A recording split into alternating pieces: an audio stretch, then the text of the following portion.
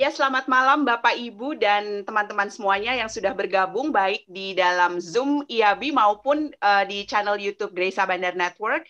Terima kasih sudah bergabung bersama saya, Grace Sabandar, yang menghadirkan Duta Besar Tunisia untuk Indonesia, His Excellency Riadh Dridi. Pada hari ini, kita senang sekali karena ini adalah edisi khusus Ambassador's Corner, memperingati 60 tahun hubungan bilateral antara Indonesia dengan Tunisia. Kita akan mengenal Tunisia secara lebih jauh melalui duta besarnya. Dan sebelum kita memulai semuanya ini, obrolan santai saya dengan duta besar, kita akan mendengarkan welcome remarks dari IAB yang akan dibawakan oleh Dr. Kuncoro Pinardi, Secretary General of IAB. The floor is yours. Pak Kuncoro. Good evening, everybody. Good evening, Her Excellency, Miss from Tunisia Ambassador. Please, I'm at this moment representing the chairman of IAB, scholars from the President Habibie scholarship during the time from 1980 to 1992. At this moment, he sent me his regards. Hopefully that our arrangement or discussion today will be fruitful to anybody hearing and attending this meeting. Thank you also to Ms. Grace Sabandar. Hopefully that we can have fruitful discussion and have kind of discussion that enhancing our relation between Tunisia and Indonesia and the near future. Hopefully that either we can bring something useful to your country and give something back to us in terms of technology and other social activity. Thank you very much for the today activity. Hopefully that looking forward to having a fruitful discussion today. Thank you very much on behalf of the chairman of IAB, Pak Bimo Sasongko, and he sent his regards to the excellency here. Thank you very much, Bu Grace. Hopefully that you can continue this fruitful discussion. Thank you, Pak Kuncoro. Terima kasih, Bu. Saya sudah selesai atau ada masalah suaranya? Terima kasih, Pak. Selanjutnya saya menyerahkan kepada Bapak Ardi Muawin, Vice Secretary General of IAB.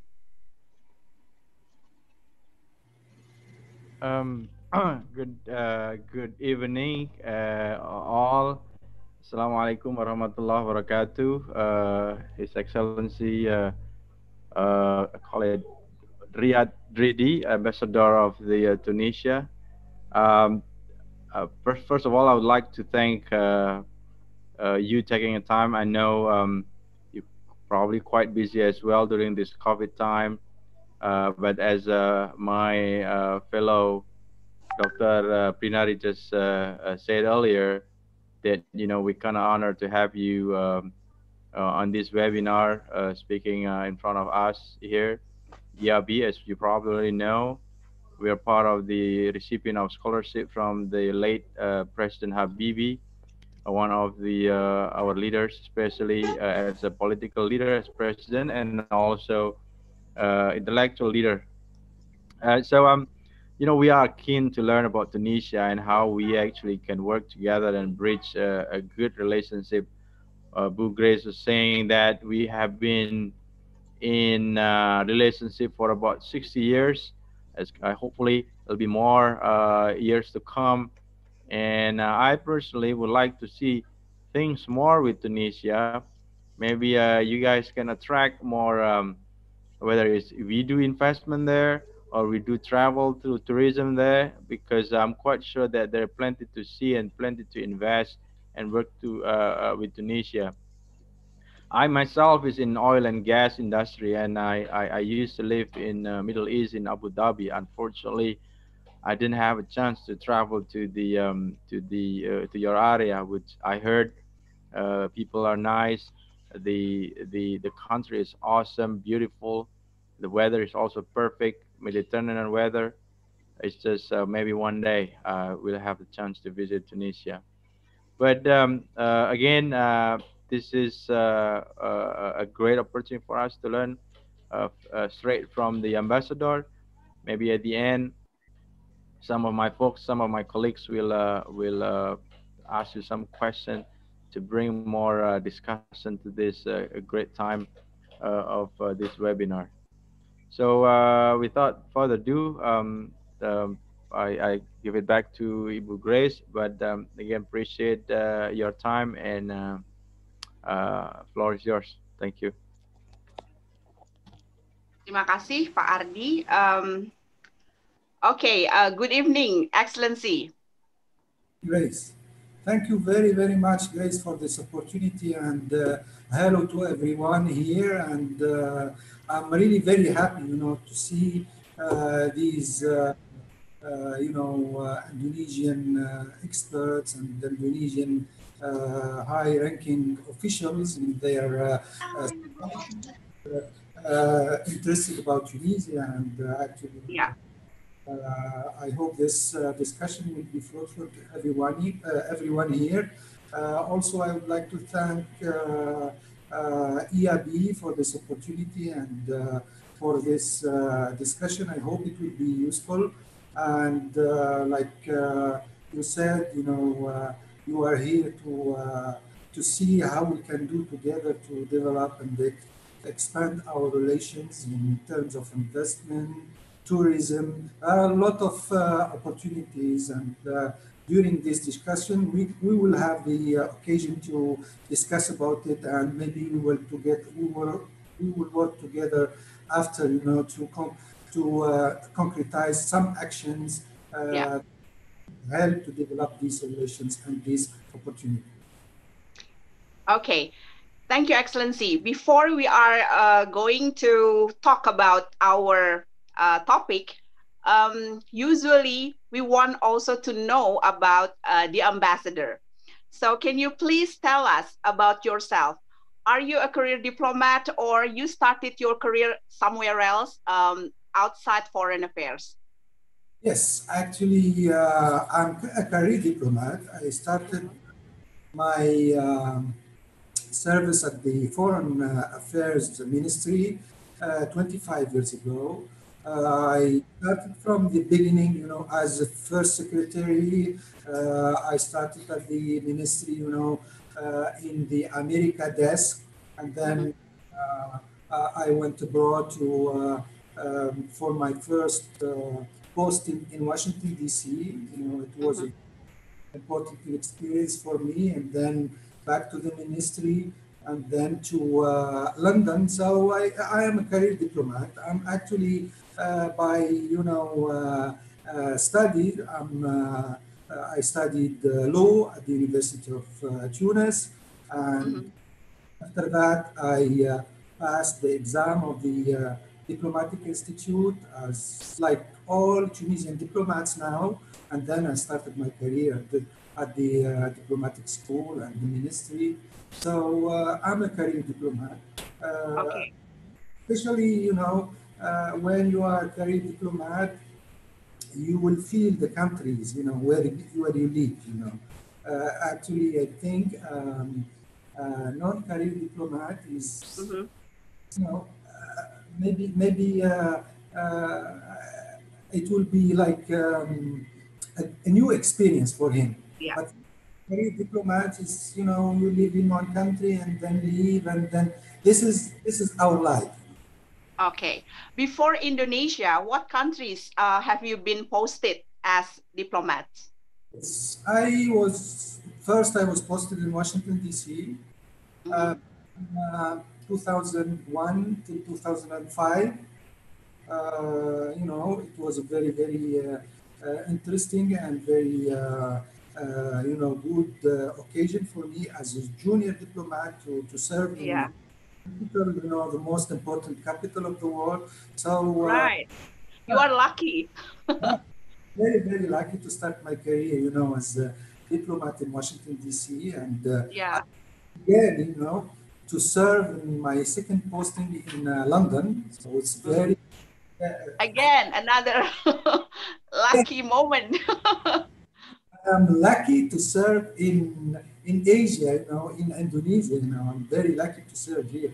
So I shifted, my focus from the Western countries to the countries in Asia. It's my first experience here, and I am very happy to be here in Indonesia.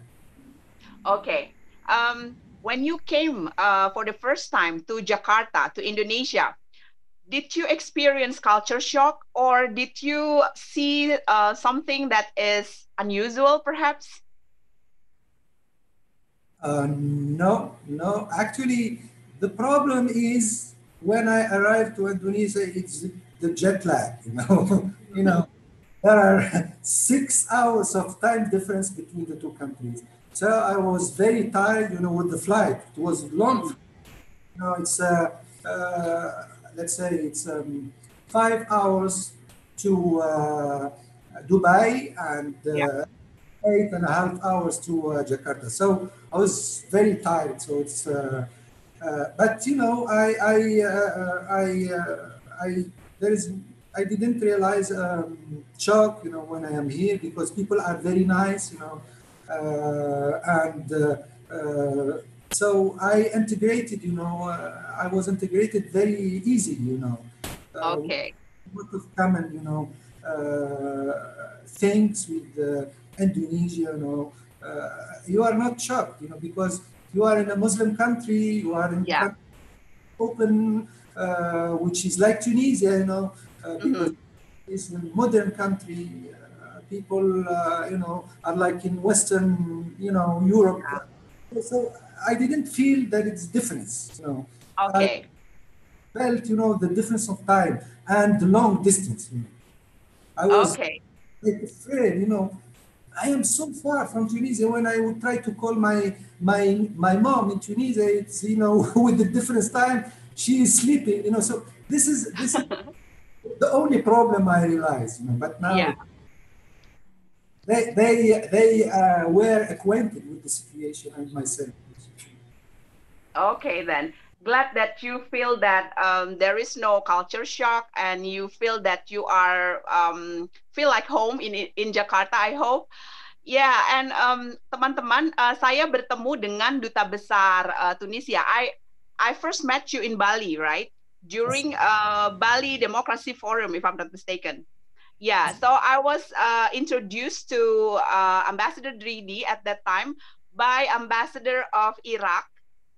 He is the dean of Middle Eastern country or Arab countries. Yeah, and I was introduced to Ambassador Dridi, and since then we've been good friends. And thank you for your friendship. And now, yeah, and now we are going to talk about our topic. For the first question, according to the New York Times, Tunisia is known for its golden beaches, sunny weather, and affordable luxuries. Can you please elaborate about this statement? Yes, Tunisia is blessed by God to be, at the heart of the Mediterranean. Mhm. Tunisia is a Mediterranean country at the north of Africa. So Tunisia, since the ancient time, is was an open and still an open country. A lot of civilizations. So Yeah, from the Carthaginians to the Romans to the Byzantine, after that the Arabs, the Ottoman, and yeah, uh, gained, these, mixture of culture, and we had a lot of, historical, influence of these civilizations. So when you go to Tunisia, you will feel like, in in a very, very uh, cultural, diversified, country. yeah, So this brought, made Tunisia open to other people to come, and also, Tunisia is not only a country in which you will find, many, many cultural heritage, and also Tunisia is blessed by its sun, by its beaches, because, mhm. we have more than 1,300 coastal line. So we have Oh, wow. this nature that make possible, to grow tourism industry. And we started very early in the 70s of the last year, our tourism industry, and the tourism industry is very important now in our economy. So we try this this product of culture. You know, Tunisian people are very hospitable. You know, open to other people. They speak a lot of language.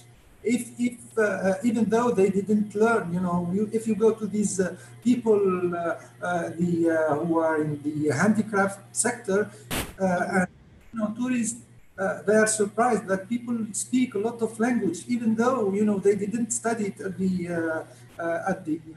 at school, because they are in daily contact with Daily foreigners. life. Yeah. Like daily contact with foreigners, so they learned how to talk to them. So there are a lot of elements that make Tunisia foreign people. You know. Okay. So does it mean that affordable luxuries? It means that the price in your country is not as high as Europe, for example, compared to Europe, for example.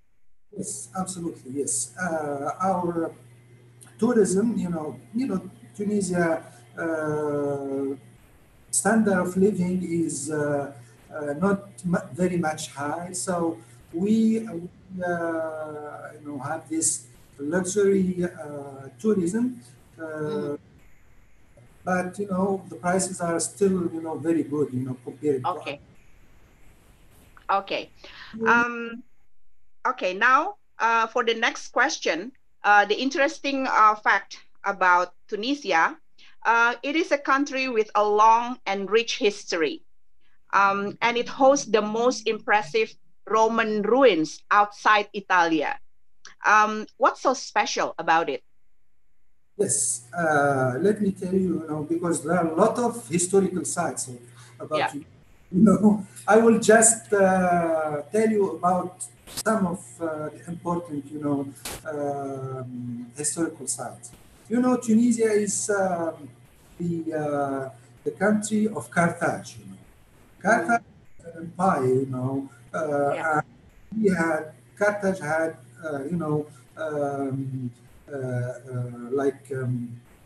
battles between Carthage and Rome, to control the Mediterranean.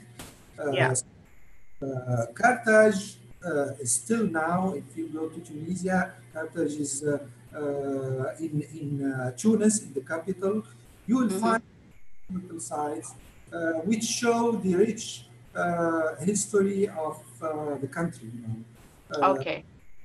This is Carthage, had 3 wars with Rome, and at the third war, Carthage was destroyed by Rome, and Rome built, Carthage, and they call it after that not Carthage because they don't want, to remember, the other empire, Yeah. Africa province of Rome. From what, the name, Africa came.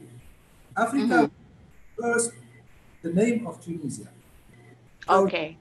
well, Tunisia, Africa, province of Rome, and from that, Arabs, when they came, they call it Africa. And that, the name was given to the whole continent. So in Tunis, you will find Carthage. In Carthage, you will find, the historical amphitheater. One of the most important, also most important ruins, historical ruins of Rome is the amphitheater of El Jam. Yeah. El Jam is like the amphitheater of Rome now, Well, if you go to El Jam, you will find it well maintained, and it's big, and it shows the importance of this civilization, Yeah. Many Romans and Carthaginian historical sites in Tunisia that should be seen by Indonesian visitors. Okay. So Tunisia is actually in African continent, but you also belong to Arab countries. How do you uh, in political or in economic situation condition, do you feel more to Arab countries or African group Listen, in this political and economic? yes, this is a very, very important and interesting question. You know, Mm. Tunisia has a specificity. Maybe you know some of the North African countries have the same specificity, but Tunisia is because it's very close to Europe. You know, Yeah. Tunisia has many dimensions. So we are Arabs, member of the Arab League, and we speak Arab. You know, Tunisia is Arab and Muslim country. Yeah. African because Tunisia is in Africa. Yeah.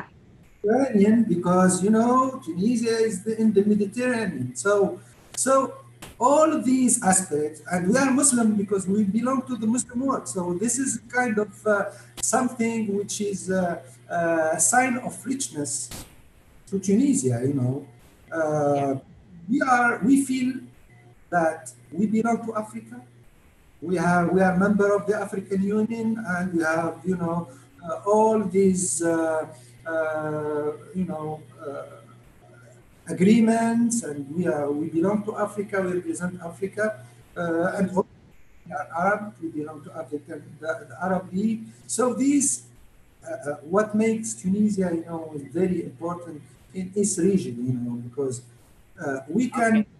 the bridge, you know, to from, for example, to from Indonesia, you know, we can be a bridge to that region, you know, to Yeah. because we are Mediterranean, we are close to Europe, to Africa because we are in North Africa, to the Muslim world. This is kind of, you know, we are proud to be African. We are proud that how the name of Tunisia was given to the continent. You know, we are proud to be Arab, and this is, you know, kind of specificity, you know, for Tunisia. Yeah. Okay. As we know that most people in Tunisia, they are Muslims. We know that the most important city for Muslims, there are three: Mecca, Medina, and Jerusalem. And another one, the fourth most important city for Muslim, is in Tunisia. What is that? And why is it the fourth most important city for Islamic countries, for This is Islamic world? correct. You know, before Tunisia was, you know, the province of Rome, you know, Mhm. and Muslim, you know, how can I conquers, they Yeah. came, they came and start, you know, in North Africa. Yeah. They built a town there in Mm-hmm. the center of Tunisia, which is Yeah. called Kairouan. Mm-hmm. It was built in 670, you know, just, you know, maybe 50 years, you know, after Hijr, you know, Yeah. Hijrah, years of Hijrah. So it's very, very, very close. So the Sahabi, you know, came from Mecca. They built this town, and Mm-hmm. they built the big mosque. Very Okay. the oldest mosque in North Africa. Mm-hmm. And this mosque, which was built in 675, you know, Mm-hmm. became the center of spreading of Islam to North Africa and then to Andalusia too. So Yeah. the Kairouan became the city of, you know, the Islam in this region.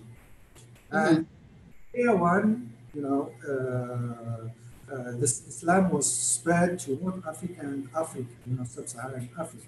So this city, that's why maybe people call it is the fourth, city of Islam, because the importance of this mosque and the importance of this city in Tunisia, and also this city, from the city started, what we call, the, uh, the, the people who spread, Islam in that region. Okay. Thank you very much for exposing us to the uniqueness of Tunisia. Now, in this year, unfortunately, there is a pandemic now, but we are actually commemorating the 60th anniversary of our bilateral relations. You know that government to government relations are good between Tunisia and Indonesia. But we need to also increase people to people and business to business relations. As an ambassador, what do you think you can do or we can do to increase B2B and P2P relations between Tunisia and Indonesia? Yes, Grace, thank you very much for raising this important issue. We, of course, this year celebrate and commemorate the 60th anniversary of our diplomatic relations. Our diplomatic relations, the new ones, started on the 15th of February 1960. So, but our relations, started, before this, because, Tunisia participated even before our independence. Tunisia participated in the Africa-Asia Conference in Bandung, and a delegation from our liberation movement came here to Indonesia and participated, and from that time started, that was a push, to our struggle for independence. Our relations are, deeply rooted and excellent and historical. We have very historical relations. But also, we had very intensive exchange of visits, between our officials. President Sukarno, came to Tunisia, I think, in the 60s of last centuries. We have exchanged a lot of important visits. So our relations, like you said, government to government is excellent and good. So, but unfortunately, the volume of trade and business between our two countries are still, not growing in the volume that we would like to have. And the government, our two governments are working now on many agreements, many MOUs to develop, trade, business, cooperation between Indonesia and Tunisia. And I can mention, the PTA, preferential agreement. We are in the last stages of negotiating this important, trade agreement, which will give a push to our trade and business. Yeah. In the other term,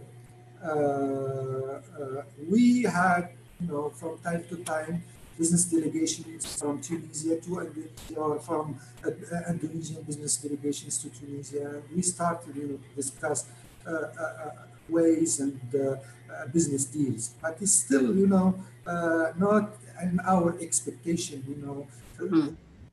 our expectation we have, because we have a lot of potential. So we will, and it's my job here as ambassador to try to make the link between the business community here and we are working, and you will hear, in the future, inshallah, very, very, very good news, especially in terms of trade.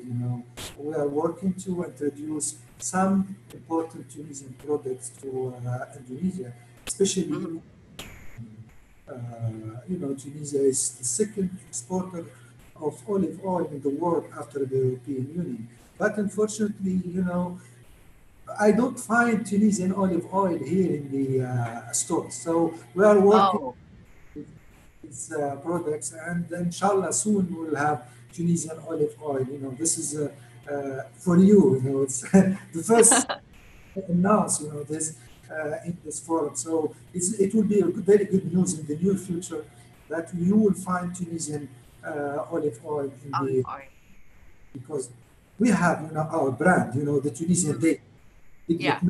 It is very well known here in Indonesia, and Indonesian people, can't, live during Ramadan, especially without, chicken meat. So, in terms of people to people, also like we discussed, Tunisia is very important destination, touristic destination. Indonesia also is very important destination to Tunisian people. We Yeah. receive, I think, annually more than 6,000 Tunisian tourists, which is not, very important, but it's growing from year to year. Tapi kamu tahu dulu Abi, makanya selama pandemi ini kamu ke kantor aja mau nggak? Jam 1 kantor sampai jam 4, liatin Abi kerja. Mohon maaf, ini ada yang bocor ininya. Ya, dimatikan dulu. Yes. I'm sorry, Excellency. Please continue.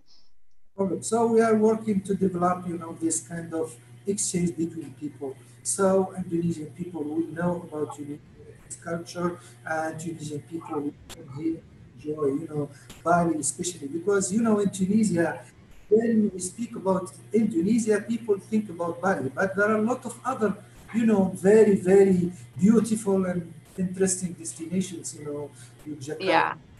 Bandung, Lombok, but Indonesia is linked in Tunisia mind of people with Bali, which is very important. So, Yeah. so we will try to develop this promotion of tourism so that people contact with Tunisia, and also we have a very good program of university exchange. We Okay. I think 10 Indonesian students in our university. And we had, from this program started, I think, many years ago, and now we have more than 100 Indonesian students in Tunisia. So we will try to develop this program and develop, exchange of students, of scholars, scholarships. We will try to develop, exchange between universities. So with these kind of actions, I think people will get much better, knowledge about each other, and also culture is very important. So we will try to develop exchange of, for example, dancing, music, or culture, or organize events. This is very, and we are working on it. So combining all these actions and all these initiatives, I think our future will be better. So I am very confident in the future that we can, develop this people-to-people relation and business relation between the two countries. Okay. Thank you very much. And now I'm going to let other people to ask you some questions. And for the first part, I will give to Bapak Bagus Prihastono, Vice Secretary General of IAB, would like to give a response to your presentation. Well, thank you very much, Mbak Grace, and Assalamualaikum warahmatullahi wabarakatuh for everybody. So good evening, Your Excellency, Pak Dridi.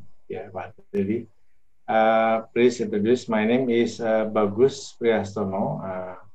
People call me Bagus, or in Arabic it's called Al-Tayyib, maybe Tayyib. I am now I'm also similar with Mr. RD, but he's in business. I'm in oil and gas industry in the government sector as well. So I see. Thank you very much for your introductions on Tunisia. I see this is a very good effort to try to introduce Tunisia. I have not been to Tunisia, but I have been to maybe your neighbor Algiers, the same as the Maghreb. It was beautiful, and I think Tunisia will be more beautiful because it's a tourist destination compared to Algiers. But my observations there, the people are very nice, and the girls are beautiful. So, and I have maybe some questions and some comment maybe. The first question is, how close is your link with the European community, because you have very good link with the French, maybe Italy as well, and maybe to Turkey. But they're all across the sea, right? And since I read on Wikipedia that's already Tunisia is but maybe 90% is Arabic, but you are the only democratic country, Arabic democratic country. So, what is your current problems in order to because usually if you are not because you are being squeezed between Algiers and Libya, where you have both countries have very huge resources, and Tunisia is trying to get as a part of it, right? Is your strategy will be in oil and gas, or you will be more into a service company like Singapore, for example, where they don't have resources, but they have they want because they're in the middle of the of many areas, so that they focus on tourism and then also on services, and with regard to your suggestions, I think it's very good. I think I will support you to have this more exchange on scholars, on university, and especially an exchange on culture, because that one will bring people to know more, and then will bring we'll see some opportunities to bring business to both countries. For Indonesia, for sure, we love olive oil and dates, and because it's very healthy, and I love it very much. But we can also exchange you with many agricultural product or from Indonesia. So I would suggest maybe with the cultural exchange, because that's what we can do, university exchange. But in oil and gas, I think it could be interesting as well if the ETAP, the oil can promote more about the fiscal regime in Tunisia, because I think you're not using production sharing contract, you are only using concession base. So maybe you're trying to imitate the Algerian and Libyan but I'm not very aware about the current resources in Indonesia. So there are some questions and some input. Thank you very much for the time. Thank you. Assalamualaikum warahmatullahi wabarakatuh. Thank you very much, Bagus. It's very interesting what you are. Tunisia is a country which is in North Africa, the closest country to Europe. You know, the flight time between Tunis and Rome is less than 1 hour. You know, we are 2 hours and a half from Paris. We are 2 hours and a half from, you know, London. So we are very, very close to Europe. And also, we have a free trade zone with Europe. So Tunisian products goes to Europe, you know, free of charge, because we have this free trade zone with Europe. So Tunisia could be a very, very interesting location for Indonesian business people who wants to export to Europe. You know, we can be a platform for your companies to which want to access the European market. This is one thing. Other thing, you mentioned correctly that Tunisia has not now many mineral resources. We are net importers of energy. So we import energy from Algeria, you know, the natural gas from Algeria to, you know, supply our industry and oil. But we still have some, you know, resources, oil or gas. And we work on basis of the permit, you know. We encourage foreign investment in the energy. I think you're just lagging maybe, or might be my system. Sorry? Hello? No, yes. Hello? So, I think your Ini ada yang bocor lagi, bisa dimatikan mikrofonnya untuk yang tidak bertanya karena Bapak Duta Besar sedang berbicara. Yeah, please continue, Excellency. So we encourage, you know, foreign, you know, companies, especially in the energy sector, to invest in Tunisia.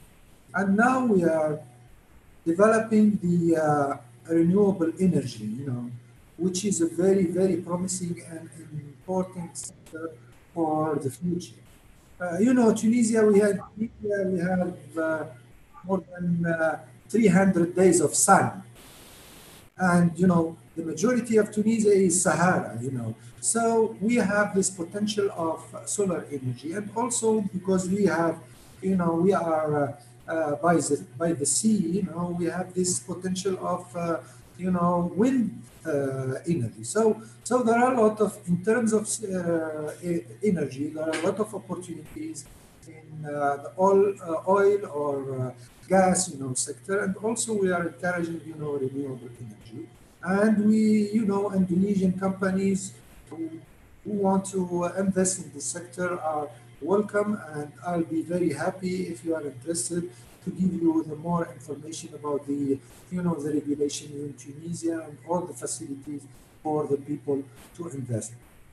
Also, you mentioned a very important point regarding, you know, the democratic, you know, transition in Tunisia. Tunisia is from which started, you know, what we call the Arab Spring. You know. Tunisia was in 2011 the start of a democratic movement in all the region. And Tunisia, I think, the example of success in this democracy way. So that, you know, our process of democracy, we had, since 2011, three elections. In 2011, we elected a constitutional assembly, which gave, to Tunisia its actual, constitution of 2014. Based on this constitution, we organized, the first presidential and legislative elections in 2014, and we had, last year, like in Indonesia, we had presidential and legislative elections, parliamentary elections. So, in terms of democracy, Tunisia is progressing. We still have many paths, to work, but we are in the position that was, recognized by the international community, and Tunisia was given, awarded in 2015, the Nobel Peace Prize, in 2015 for the Tunisian quartet, of the National Dialogue. It's the quartet, the Tunisian very important organization, which led the national dialogue between political parties to arrive to the new constitution of Tunisia. These important organizations are the Union of Workers, the Union of Employers, the Lawyers Association, and the Tunisian League of Human Rights. The Tunisian League of Human Rights is the first organization of human rights in the Arab and Africa, in the Arab world and Africa. So in Tunisia, there are premises of this, democracy development. You may know that in Tunisia, we abolished, slavery from the year 1843, in 1843, Tunisia abolished slavery. And, in Tunisia, we adopted the first, constitution in the Muslim and Arab world. It was in 1861, So in Tunisia, we have this tradition of reforms, of, freedom, of democracy. And also, the first thing that we have done, after independence, is to promulgate and the most, progressive, personal statutes code, which gave to the Tunisian woman the right, to divorce, and which abolished polygamy, which is, unusual in a country belonging to the Muslim world. So these are all the ingredients of Tunisian, freedom, Tunisian development in terms of democracy. But we still have many challenges, as many people, as Indonesia, many as countries who are working straight on democracy. We still have these challenges of economic development. Unfortunately, with the pandemic, unfortunately, we have started many reforms to develop, the economy and the growth. But unfortunately, with the pandemic, we are trying to stabilize the economic situation and to start it again next year. So we realized many things, especially in terms of democracy and the human rights, but we will have many challenges to face, especially in the economic level. Okay, thank you, but sorry, my internet was stuck, so that I was not hearing anything, but I can hear it now very clear now. Thank you. Okay, thank you. And for the next question or comment will come from Pak Yopi Gagas Ilmiawan, the Vice Secretary General of IABI. Assalamualaikum, selamat malam semuanya. Good evening, Your Excellency. It's a pleasure to listen to your presentation. Well, I have a few Tunisian very good friends from Tunisian. When I remember them, I remember industries people, intelligent people, and very generous people. So they are all good students. So I wonder, how is the education system in your country? Are there many students from foreign countries coming to your country? And is there any possibilities that people learning or studying in your country for advanced degree or something like that, or even on undergraduate level? That's the first one. The second one is I noticed that Tunisia is a country with a very rich history, and Indonesian actually like to know the history, especially when you talk about the Islamic histories. Many people from Indonesia visiting Mecca and Medina each year, thousand, maybe 100,000 of them every year to to Mecca and Medina to do the pilgrims, and many of them visiting Turkey or Egypt for the site travel. So they want to know the history, the historical site or the religious site in that country. And when I hear your presentation, it seems that Tunisia has one of the most historic sites in Islam. So it may be very interesting to them. And when I remember my friends or I hear Tunisia, I usually have the sense that you have many French influence, but you are also Arabs. So meaning that you guys speak Arab, Tunisians speak Arabs, but I think they also speak French very well. I mean, is French also very? I mean, there are a lot of people speaks French in your country. Is in the university they also teach in French or merely in Arabics? I think that's all my comment and my questions. And I think Tunisia is should be very interesting, very safe, and very very nice to visit. I hope I can visit them one day. Thank you very much, Your Excellency. Thank you. Thank you very, very, very much for your comments and for the questions that you asked about me. Yes, you're true. I go back to my comments about education. You know, the potential of Tunisia and the capital of Tunisia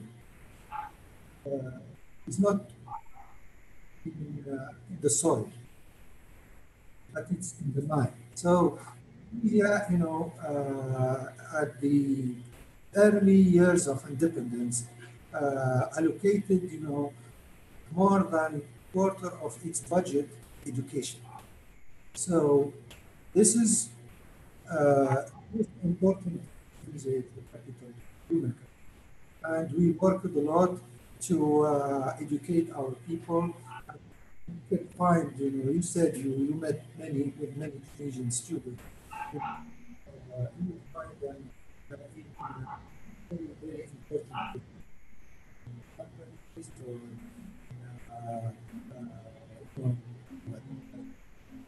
all over the world, in the US, in Europe especially. So we have this human capital, and we worked a lot to make an educated, you know, elite, educated. So we work on the reform of the university system, and we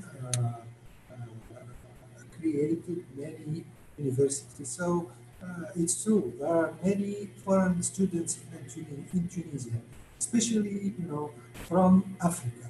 So we are working to make, Tunisia a hub or a center for, students from Africa, who wants to have a very high education with, a very, good price. Because if they go to Europe, they will pay a lot of money. If they go to Tunisia, and African students are choosing Tunisia to study. So we are happy to welcome them, and we will be very happy to welcome Indonesian students who want to study at our universities, not only the public universities, not only the state universities, but also in the private sector, in the private university. So Tunisia is, like you said, an open country for foreigners, and we welcome students from, Africa, from Asia, from Indonesia, from the Middle East, to come and study in Tunisia. And this is a very important sector. Also, the second important sector, if I may add this, is healthcare. So Tunisia is known with this, very sophisticated and developed health system, health, hospitals. So we receive a lot of people from Arab countries, from Africa, and also from Europe.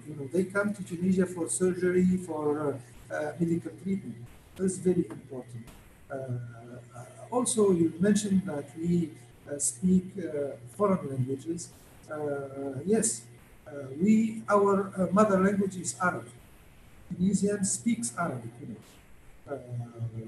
but we have this first foreign language, which is start, at the primary school, which is French.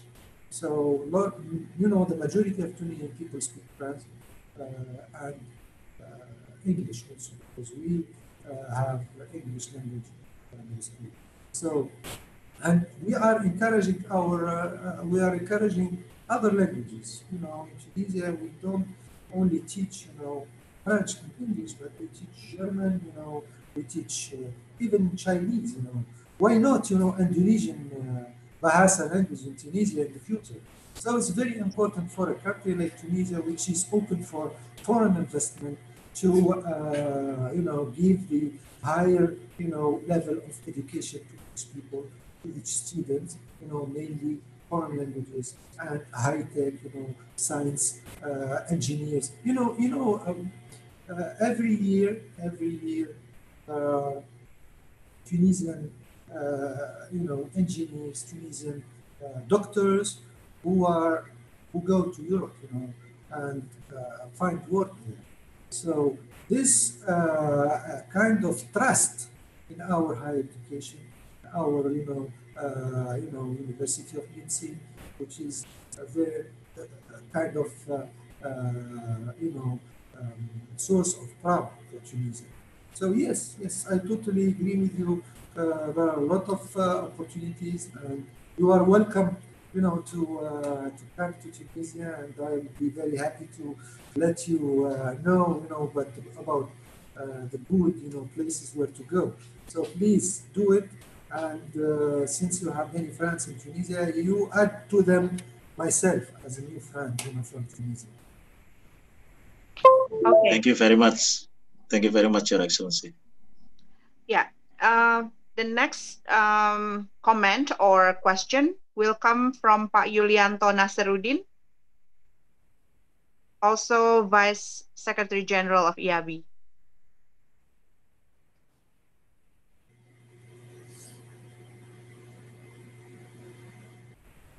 Masih mute, Pak. Okay. Yeah. Thank you very much, Silakan. Bu Grace, for the time. Good evening, His Excellency Ambassador Dridi. So it is very interesting to when I before this meeting I read about the Tunisia is a very with a lot of historicals from Rome, from Rome, from Arab and all those things. So it's very interesting. It will be hopefully I will be able to visit Tunisia someday. My question is regarding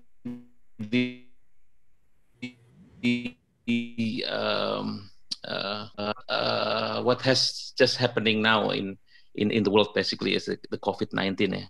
I see that. What do you think about the COVID-19 handling in hello in Tunisia? When I read Worldometer, it seems like Tunisia is handling it very well. With the death per population is only 27. This is much lower than compared to European, which is in close to 1,000 now. Yeah. So given that you are very close to Europe, yeah, and you have a lot of relationship with Europe, yeah. Yeah, basically, could you please elaborate on how Tunisia is handling the COVID-19, and also how do you balance between the health the people and then also the economy? Because it is it's a marathon. It's not like you do lockdown and then afterwards it's going to be a recovery and then everyone is happy. But this is going to be we don't know. It could be years, etc. And how are you going to handle long term also, yeah, this COVID-19. Yeah. And the second one is I see that you also wearing batik Indonesia, yeah. What do you think about this batik Indonesia? Yes. Thank you very much. Yeah, thank you very much for your comment and question. It's very important. The COVID will stay, like you said, will stay with us for maybe months, maybe years, and no country in the world is, and no person in the world is immune, from it. It can make contaminate presidents, poor people. It's like most democratic pandemic. It doesn't differentiate between people, whatever the religion, whatever the position. So it will stay. That's what the World Health Organization is saying. So most important that we find the way how to live with it, because the vaccine or a treatment is not days or months to come. And all Tunisia, in the first wave, we put the lockdown, and we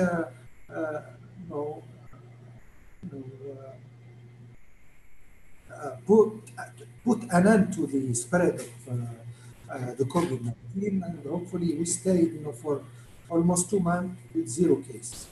And but the COVID, the lockdown has a very heavy price in terms of.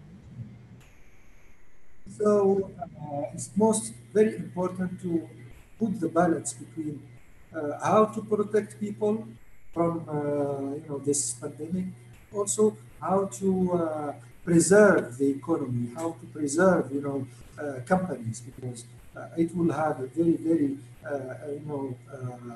negative impact on the economy. So at the end of June, we decided to open our borders for foreigners, and we put strict protocols for tourists and for Tunisians who are living abroad to come back. So in terms to control the spread of COVID, but with the second wave, we are working to now in Tunisia, schools are open, universities are open, the economy is open, people work, in the public civil service. company. So the country is open. But at the end of this, beginning of September, we realized, like in many other countries, the numbers are growing. So we took certain measures, not to lock down, but not to lock down, but to encourage people to take the health precaution. Actually, 2 days ago, we decided to, postpone, cultural, big gathering. So we are taking some measures to control it. We are now the situation is stable, is still under control. It's very important that the people, because now it's the role of the people to protect themselves. Actually, it's very important. You have to have your mask and the sanitizers. This is how to protect yourself from it. You have to take your precaution. We also we ask the government to protect us, but it's our role also to protect ourselves. So it's very important that the people be aware that it's a threat, and we can control it by ourselves. So the government is taking measures, like here in Jakarta or Indonesia, the government is taking measures. But it's very important that the people also, take the question as serious and take the necessary health precautions. That's my advice. We have to be to abide by the health protocol, and that's it. Do you have some kind of penalties? Do people listen to the government recommendation, or you have to to put like a penalty, a very heavy penalty, so that people actually comply? In Tunisia, we have penalty for the people who are not wearing masks in the public places. We have to be strict on it. It's very important, but it has to come from inside the people. They have to be aware that it's fair for their benefit, for their safety, for their protection to do it. So the government is playing its role, in providing hospitals,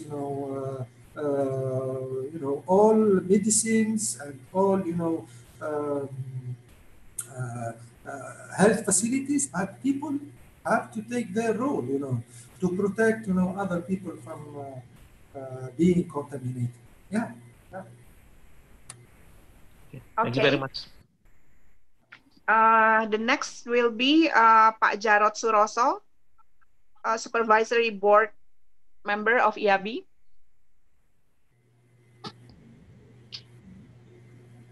Masih mute, Pak. Tolong dinyalakan dulu. Okay, thank you very much. Good afternoon, everybody. Assalamualaikum warahmatullahi wabarakatuh. His Excellency Mr. Riadh Dridi. Bonsoir, Mr. Dridi. How are you? Comment ça va? Ça va bien. Okay, my name is Jarod Suroso. I'm a member of the board of trustee or board of supervisor, maybe in IABI. Yeah, the community of the alumni of the program of Mr. Habibie, the ex-president, the third president of Indonesia. And related to your presentation tonight, actually I visit also your country when I studied in France, because I studied for the master program in France, in Marseille exactly, in 1991 to 1993 or 1994. as that's the first time, and I revisit France for the program of doctoral and in 2000 something, 2011, 2012. So I know your country very well. I visit the capital of Tunisia is Tunis. It's a good city. I think it's like in Jakarta, but it's not too big. But it's not as big as Jakarta. Yeah. Compare with the other country, Maghreb country, because we have we have three countries that call Maghreb country: Tunisia, Morocco, and Algeria, Aljazair. We say Aljazair or Algeria, I don't know. In France, Algeria. Okay, compare with these three Maghreb country, I think Tunisia is in the level of the Muslim country. I think it's better. I prefer live in Tunisia rather in Algeria, maybe Alger, the capital of Algeria. Because in the Paris Dakar tournament of the bicycle, the first Arabic area, the first Arabic city in Paris Dakar is Marseille. Because in Marseille, when I studied over there are so many Muslim live in Marseille. I think it's more than 70% population of Marseille are Muslim, include the people from Indonesia like us. So compare with the Muslim the Muslim culture in Marseille and in Tunis or in Tunisia, I think there are so many the similar between the Muslim in Marseille, the Northern is in France, the country with the we know that in France we have the liberté, égalité, and fraternité. So we can practice our religion freely without from the others, for example. So the question is, how could you, in français, comment vous profitez la relation entre Tunisie et Indonésie au niveau de the population of the Muslim in Indonesia? How could you take the advantage of these advantages? Because in Indonesia we have, I think, more than 85% Muslim in Indonesia, and in Tunisia it's also the same, I think. But in the Muslim country, we have the data, but the most, I don't know, the most practical, the most practical, I don't know what saying in English. The most Muslim practical, the better, the best Muslim practical country in the world is not in the country, are not the Muslim country. The country that's a practical Muslim rule are like New Zealand, like Finland, like in the country of Europe, maybe not in the Muslim country. Could you explain us why can it happen? So because maybe in the Muslim country like Indonesia, Tunisia, Algeria, and Morocco, for example, in Mali, when I studied and I live in Marseille, we have several criminal are from the Muslim. So I think you know better, very well about the criminal situation in France. Most of them done by the Muslim, by us, for example. How could you explain us about this? And what is your, like I said a few minutes ago, how can you take the advantage of relation between Indonesia and Tunisia to give more image that Muslim is not like in Marseille or the other city in Europe. That's all. Thank you very much. His Excellency Mr. Riadh Dridi. Thank you very much. Wassalamualaikum warahmatullahi wabarakatuh. Thank you very much. What you are saying. Yes. First of all, Tunisia, the Muslims are 98%. 98%. Almost, all Tunisians.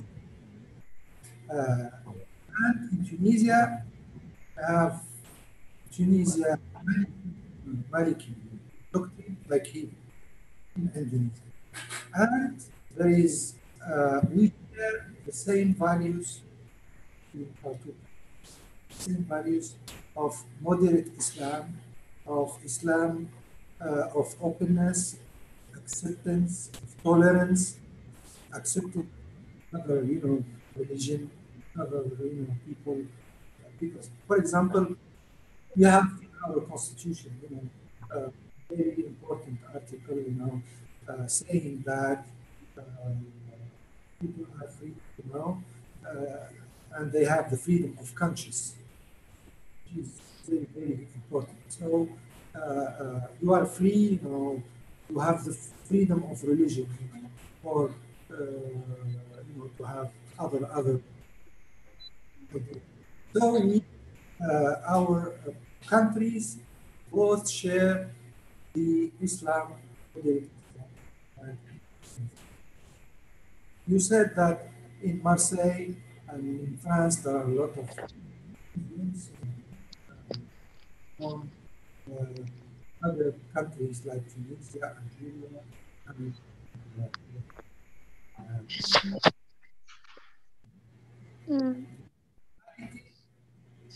it's not related to religion or a country. It's not related to country, because you can find every country, people who are commit crime, not based on the religion or on the origin. They are bad people. Bad people are everywhere. So this kind of perception of people who are coming from are criminals, are doing wrong things, is stereotyped from people who don't like immigrants. When you don't like immigrants, you will tell these are people, these are terrorists, these are criminals, which is wrong. You have good people. The majority of the Tunisians, the Libyans, the Algerians, the Indonesians, the people who are coming from the Muslim world are good people.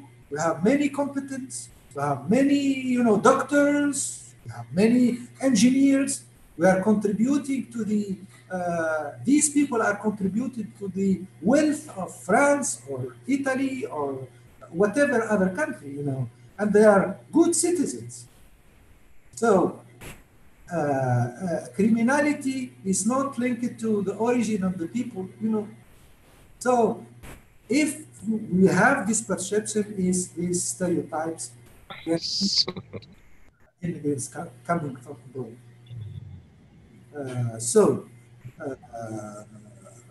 We are good practitioners of religion. Yes, yes.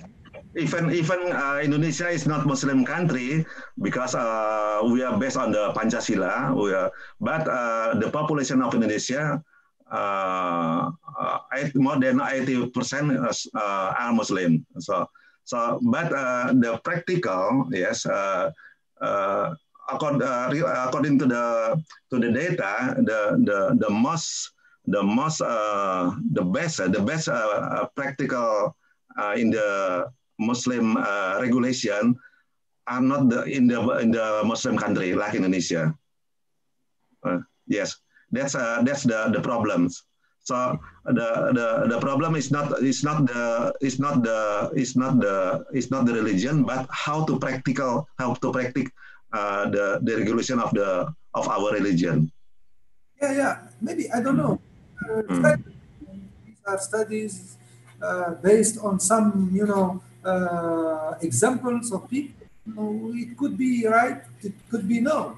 But the most important thing, like you said, is to try to educate people, wherever they are, that Islam is tolerant, that Islam can, be a good religion, and Muslim people are not, criminals or terrorists. This we have to change this perception of, Islam, a religion of, extremism, or religion of, bad people and good people are all over the world. So, and terrorism is not linked to terrorism, to Islam. You can find, terrorism, from left extremists. So this kind of how to practice Islam is question between the mankind and the God. And there are, I don't know, many doctrines of practicing the religion. So the most important thing that you feel in your country, that you have the right to practice your religion, and that other people accept what you are practicing. This is the most important. And this, like here in Indonesia, Islam is tolerant because you have Pancasila. Also in Tunisia, we have, our constitution. We are Tunisia, a country that Islam, the religion of the country is Islam, and its language is Arabic, But we accept, in our constitution, the freedom of conscience, which is very, very important, So we have to accept other belief. Okay. Thank you very much, Mr. Merci beaucoup. Ya, untuk yang berikutnya adalah from Georgina Mikel. Hello, Excellency. Yeah. There's something that hasn't been mentioned here, I did a little research before this webinar, and then I found out that the first 6 Star Wars movie, except the fifth one, Empire Strikes Back, were filmed in Tunisia. And even the Luke Skywalker childhood, no, see, I was reading here. I'm reading here. The Luke Skywalker childhood home called Georgina, please, because your voice is not clear. Can you? Hello, can you hear me? Yeah. Yes. Okay. So, Excellency, there's 6 Star Wars. The first 6 Star Wars movie were filmed in Tunisia, and so it's another way to promote Tunisia from the tourism sector. Except for the Empire Strikes Back, the 6 first Star Wars were filmed in Tunisia, and also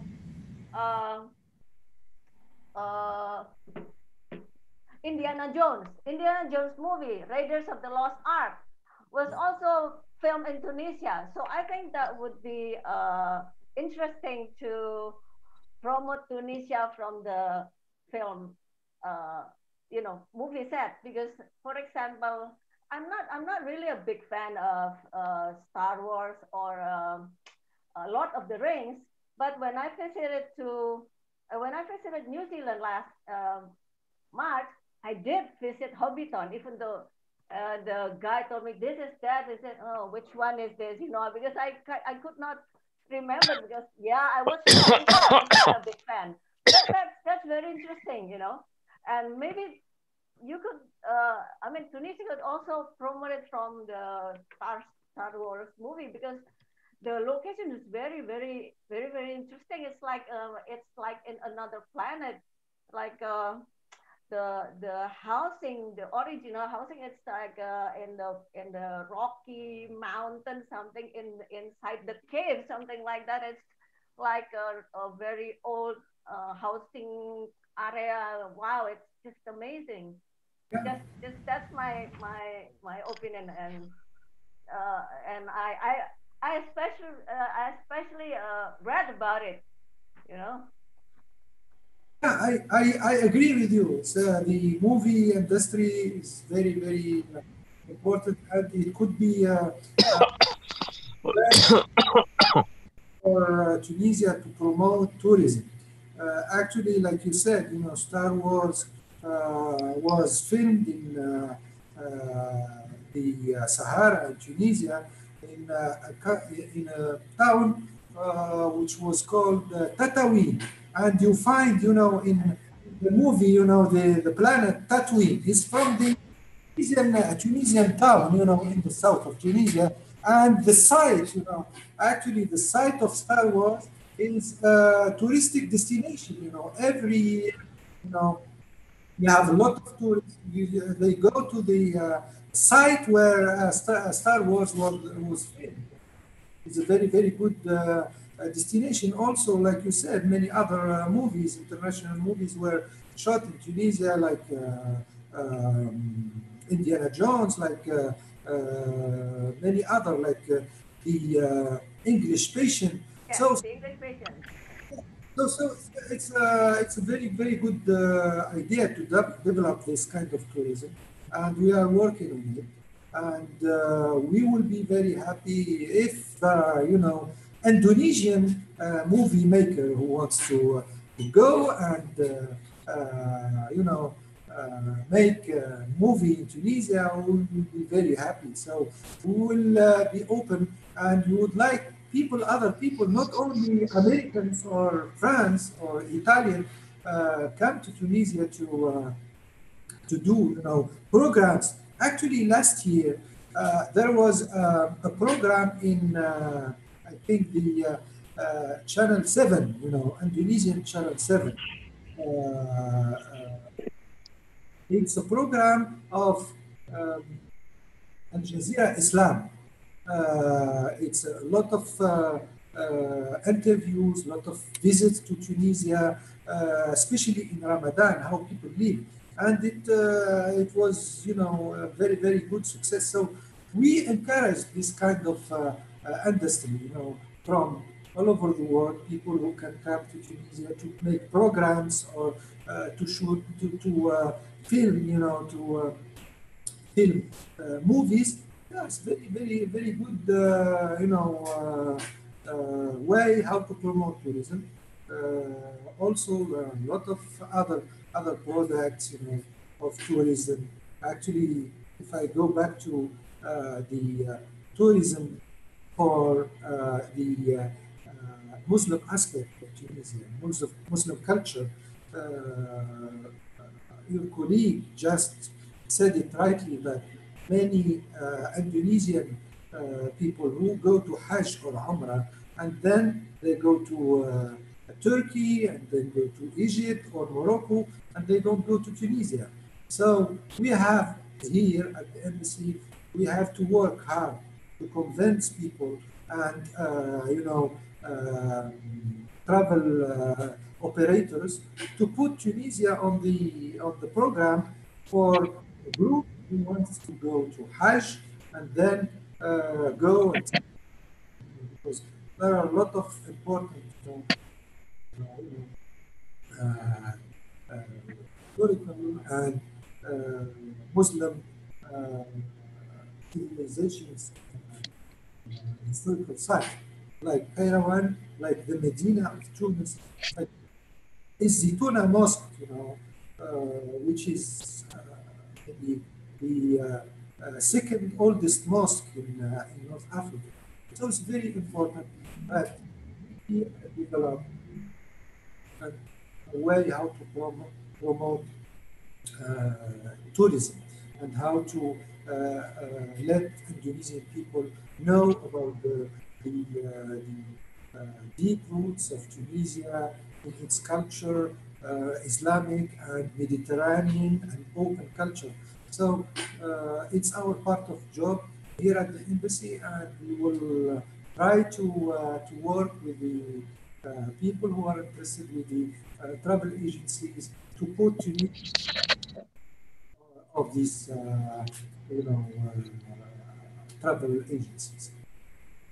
Yeah. Okay. Thank you very much. That's all the questions from the floor. Before we close this program, I would like to ask you the two questions that I always ask my guest, especially the ambassador. You've been or you are appointed as ambassador in quite young age. Before 50, you were appointed as an ambassador. So can you please tell us whether you have daily routine or habit that you do every day to be the best version of yourself? Yeah, just walk. I walk. This is my favorite sport. Just when I have something, a program or like the interview today, I just walk. I have near the embassy and the residence, very green and very beautiful place. Very calm. So when I have, I think about something to do, I walk and try to think how to realize this action. So this is my habit, almost. Yeah. Okay. And do you have books, favorite books that you can share to us, and why you like that books? Okay. Those books, I mean. I have two books. Okay. One, the book of our national, poet, Qasim al-Shabi. He's So is it in Arabic? yes, in Arabic, unfortunately. Okay. I will tell you the name and why I choose this book. Qasim al-Shabi was, very early, very advanced in his time. He passed away very young. He passed away 30 or something years. Yeah. And he wrote very, and he was in the era of colonization of Tunisia. And he said, very famous, poem, saying that when the people wants life, so destiny will obey or destiny will follow. So when people want to change their situation, when people wants to gain their independence, destiny will make it. So the strongest of the people, and this, what you call it, verses or I don't know exactly, phrase is put in anthem. Our national anthem is put in. So it means that the importance of the people when they decide to do something, they will do it. This the book of Abu Qasim Shabi, it's called The Songs of Life. Yeah. Very romantic, poem. Even he was very young when he passed away, but he he left, very, very important collection of poems.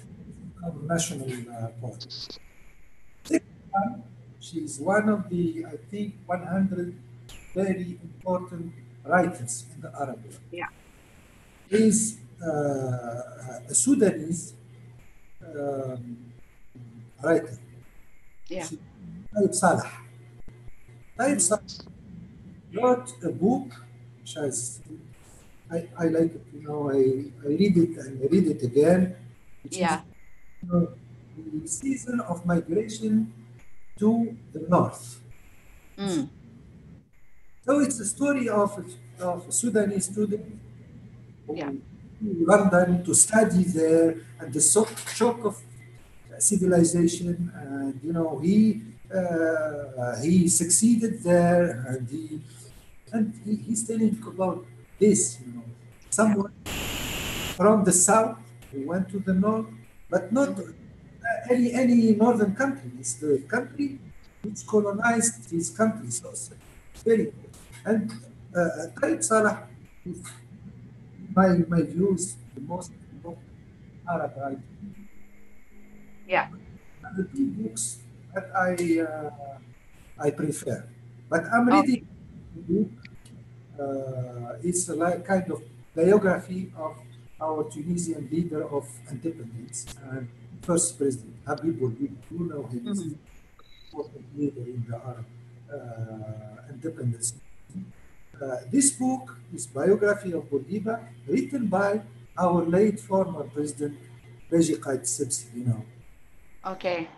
The name of this book is in Arabic. The name of this book is The Most Important.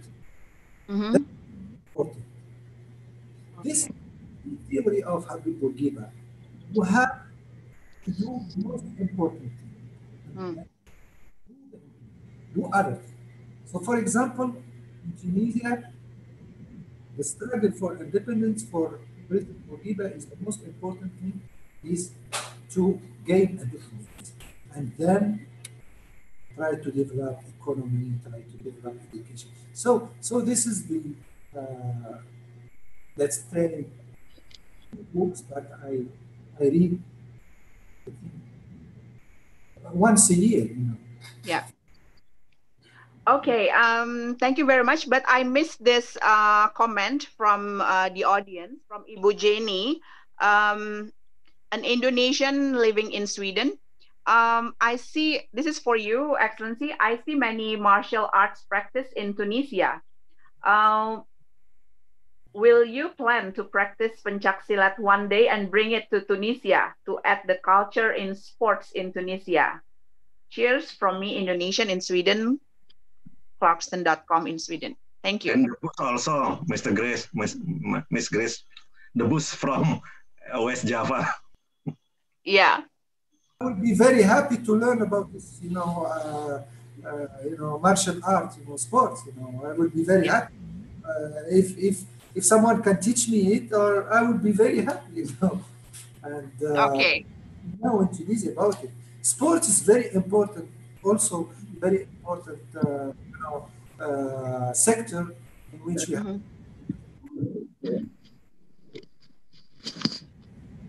Okay, thank you very much, Excellency, for your time. Thank you very much for telling us more about Tunisia, and we learned so much from this discussion. Thank you for answering every question from IAB or from other people who are now participating in this discussion.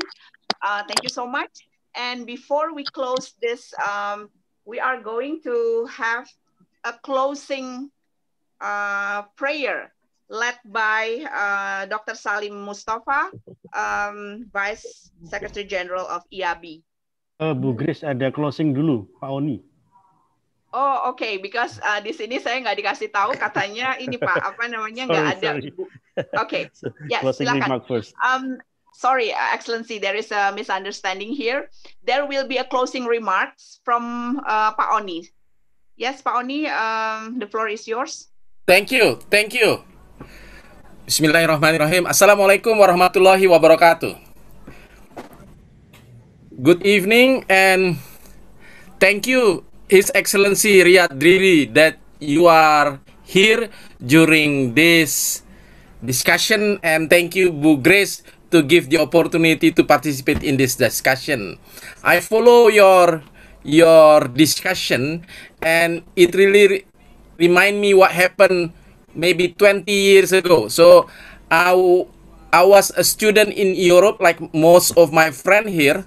So I know the question of Pak Jarod Suroso, what happened in Montpellier or in his city, and meeting his fellow Muslim colleague, and Marcel, yeah, Marcel, and I know also Pak Barman, and mostly in France. So I was in Europe for 10 years, and during that time I think I've been in France or in Paris 10 times, and I know normally during my stay in France I met people from Tunisia or Algeria. So it's very common. And I know your country was also French-speaking country at that time. I'm not sure about what happened today. But then, fast forward, when I came here in Indonesia, I know what happened in Arab Spring. I think that's what you mentioned in your story in 2011 and 2014. And then this is the things that you mentioned about the Tunisia quartet the moderation mediator team that was in 2015 was awarded with the Nobel Prize winner, and you know that is quite achievement for a country like Tunisia, that you have a country, small country comparing with Indonesia, because 12 million people, Indonesia was 250 million people, and you contribute to, I think, to the humanity, because the Nobel Prize that given to your country, it's also, for me, it's amazing, because the story is about what happened when there is no quartet was the mediator, and probably your country in the brink of civil war. That's what I read. And even though now I understand what happened, two things that I understand: that first, your country was independence in 1957, and I know from your story, actually, our country, Indonesia, organized Asia Africa Conference in 1955, and actually for many countries in Asia and Africa, what happened in 1955 was inspiring for other countries in Asia and Africa, which is normally it's not very understand in this country. I think the contribution of our country, what was 60 years ago. But at the same time, your contribution of the quartet national mediation, it's very important, and I think need to be highlighted. Because of this, it's not common to have a mediator that can accelerate the country, and your country doing this, meaning you have a political party, you have a military, but was done by the civil society, only small during, I think it's only 1 year, but then the only body, international body that recognized is the Nobel Prize Committee. And for me, I'm a certified mediator. I also teach as a lecturer in mediation at the university, and I know this thing is bit not really highlight. And this type of story, I think the story of your quartet democratic mediation of Tunisia need to be make a movie, a story, that it's not only what happened in South Africa with Mandela, but it's also what happened in your country. Because if that happened in your country, can also import it to other country, it will be excellent. That's my emotional connection with the topic of mediation. But other things that I listened during this presentation, Pak Jarod asking what happened in some some criminal raid that done by Muslim country, but I know the question, it is happen in other part of the world. Normally it's not because of religion, it's because of an economic issue. Pak Yopi asking for worldometer about what happened in, I think it's COVID-19. So I know this type of issue was universal. COVID, it's universal, and we hope everything now is reset, meaning the country, there is no advanced country or less advanced country, because during the COVID era we need to came stronger than previous year, and we hope that everyone will be stay healthy.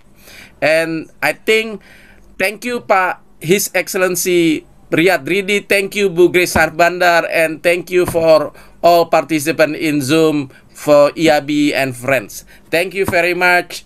Assalamualaikum warahmatullahi wabarakatuh. Yes, I have just 1 minute.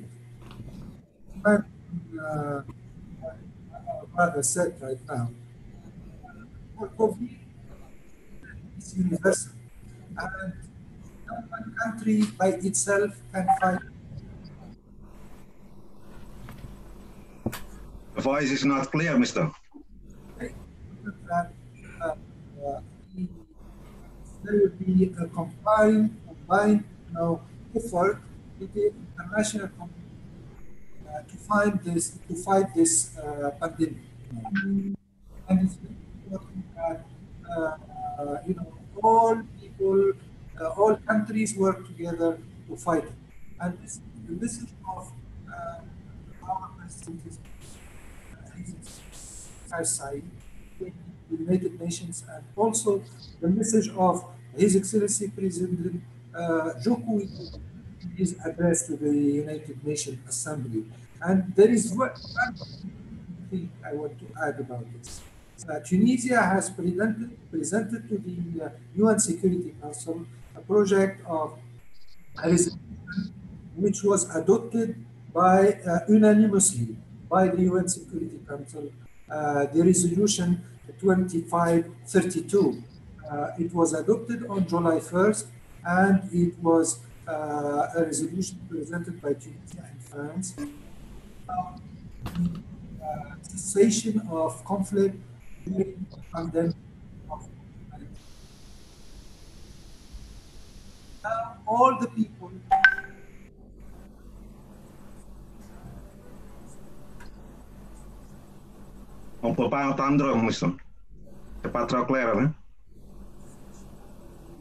what I wanted to add, and thank you very, very much, Grace, and thank you for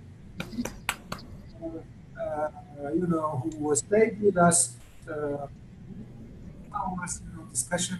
Thank you, all of you, and I look forward to continue our discussion in other occasions. Thank you very much. Thank you. Merci.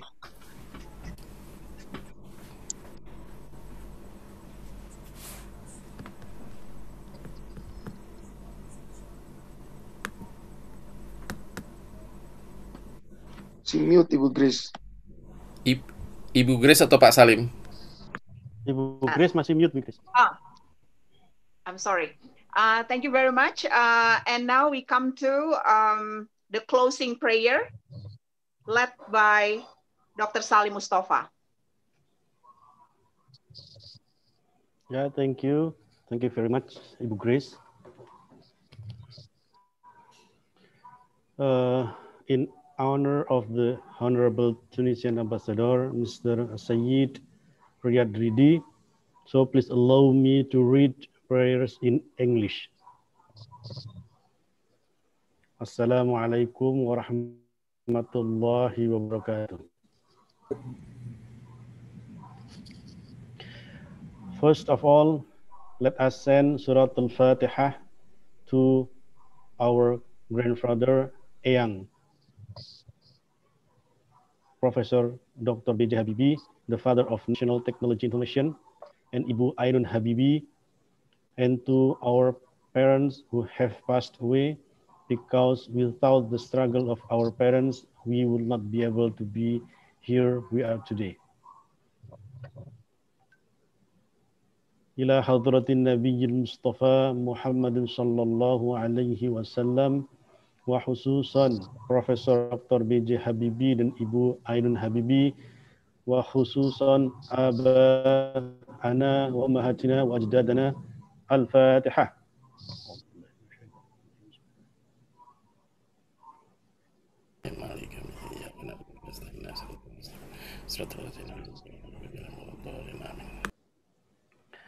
Let us together raise our hands to pray to Allah Subhanahu wa Ta'ala, the creator of all creatures, with a sincere heart.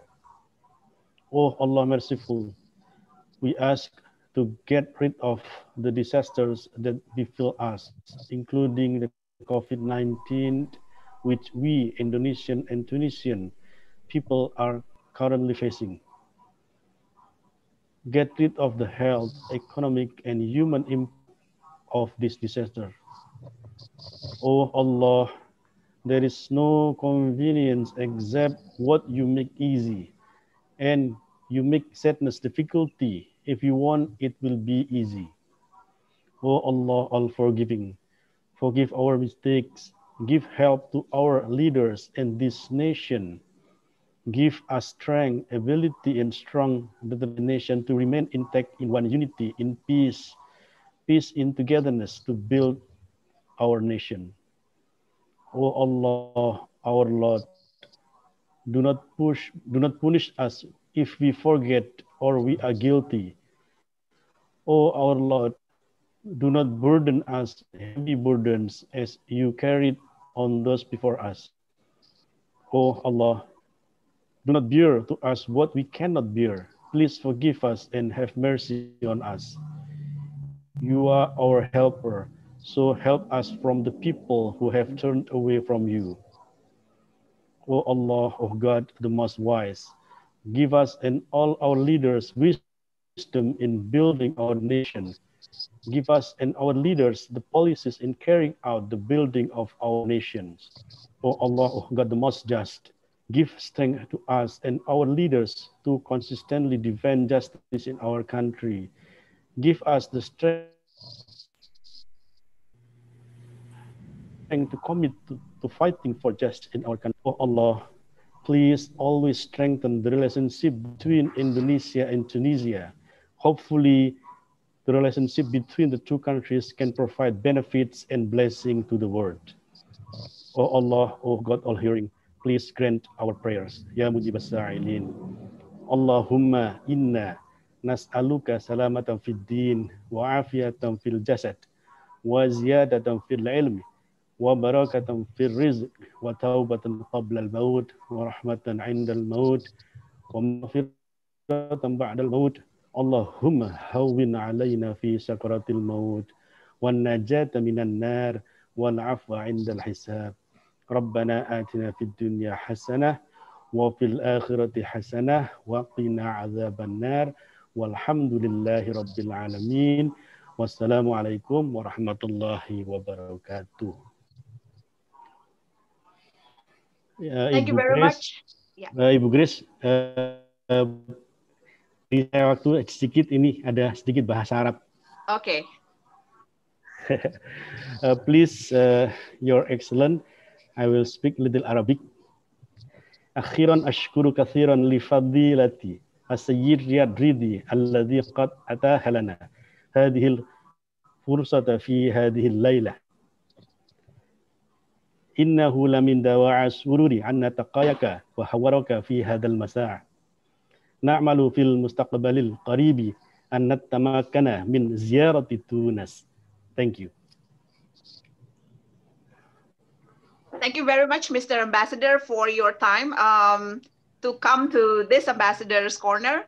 And thank you very much, ladies and gentlemen, for your time to participate in this talk. And we are going to meet you with another session of Ambassador's Corner with Ambassador of Iran. Thank you and have a good night. Bye-bye. Thank you very much. Thank you. Bye. Mashkur. Jazakallah khair. Thank you, Excellency. Thank you, Excellency. Thank you, Mr. Excellency. Thank you very much for sharing. Hope to see you again in the future.